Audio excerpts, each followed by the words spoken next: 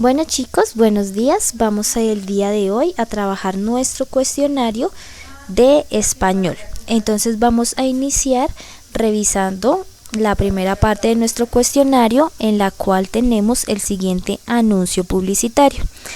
Debemos leer muy bien el anuncio para poder contestar las preguntas 1 y las preguntas número 2.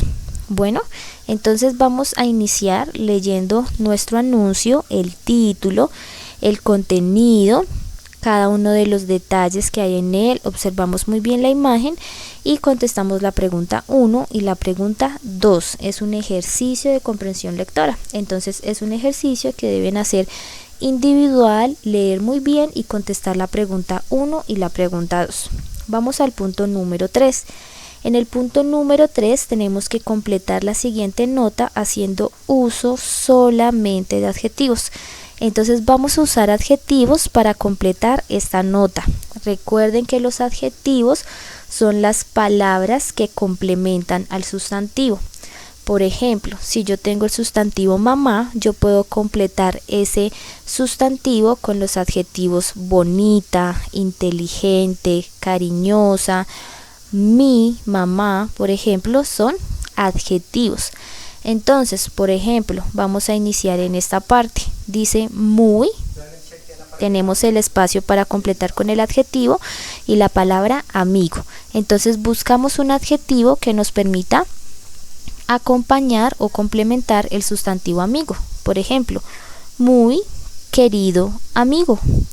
No te imaginas lo que estoy viviendo. Salgo con un chico sumamente. Entonces buscamos un adjetivo que nos permita complementar el sustantivo chico. Por ejemplo, salgo con un chico sumamente atractivo.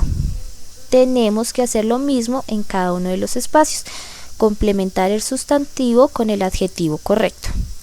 En el punto número 4 tenemos que subrayar los adjetivos de las oraciones. Entonces, de acuerdo a cada una de las oraciones, subrayamos el adjetivo que está complementando al sustantivo.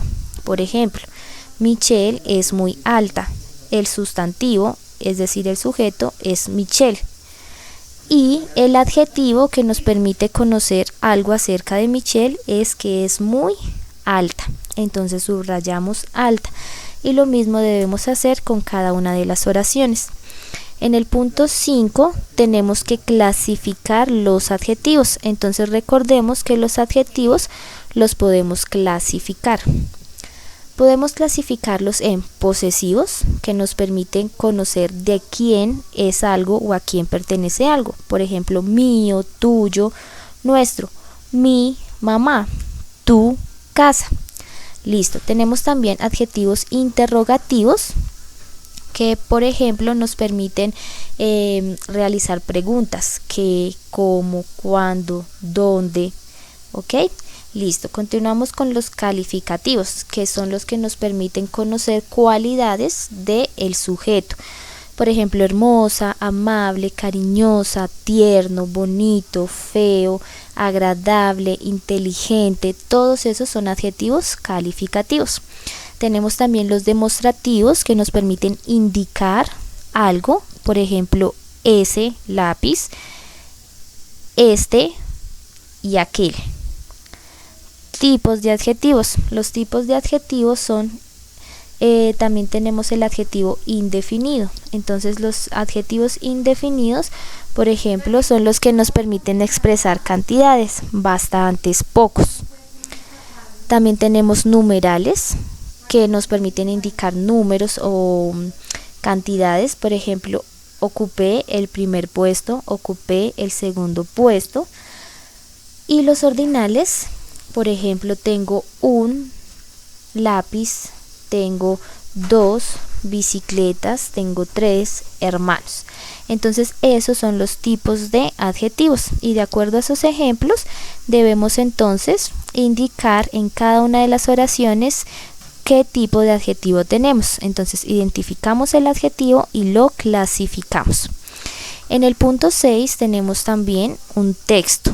En ese texto debemos subrayar con un color los sustantivos comunes y con un color diferente los sustantivos propios. Recuerden que los sustantivos hacen referencia a los sujetos. Esos sujetos pueden ser personas, pueden ser lugares, pueden ser animales, por ejemplo. Y son comunes cuando no tienen un nombre que los diferencie de los demás.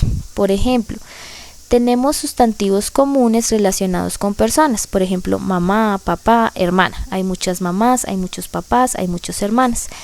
Lugares, pueblo, ciudad, río. Hay muchos pueblos, hay muchas ciudades, hay muchos ríos. Animales, hay muchos gatos, hay muchos perros, hay muchas tortugas, etc. Esos son sustantivos comunes, pero se hacen sustantivos propios cuando los puedo diferenciar de otros con un nombre específico. Por ejemplo, mamá, mi mamá se llama Pilar, entonces el nombre propio de mi mamá es Pilar.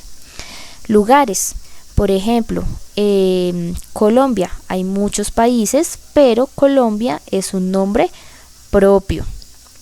Animales, entonces hay muchos gatos, pero mi gato se llama Michin, entonces ese es su nombre propio.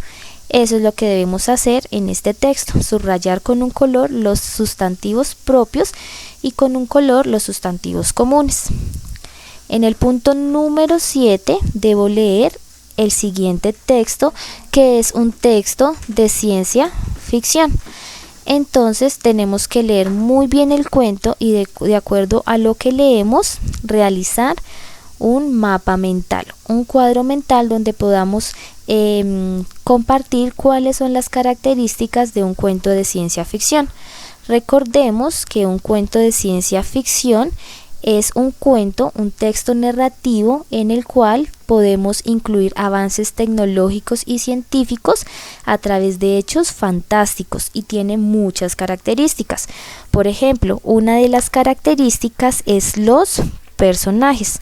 Los personajes del cuento de ciencia ficción pueden ser humanos, extraterrestres, robots, mutaciones biológicas, computadoras, animales. Entonces, estos son los tipos de personajes que encontramos en un cuento de ciencia ficción.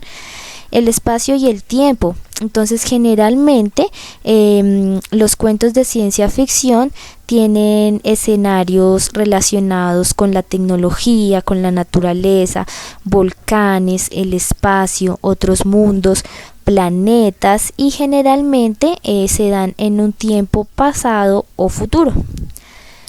También incluye tecnologías ficticias o por desarrollar. Entonces allí encontramos máquinas del tiempo, teletransportadores, computadoras, todo este tipo de tecnologías.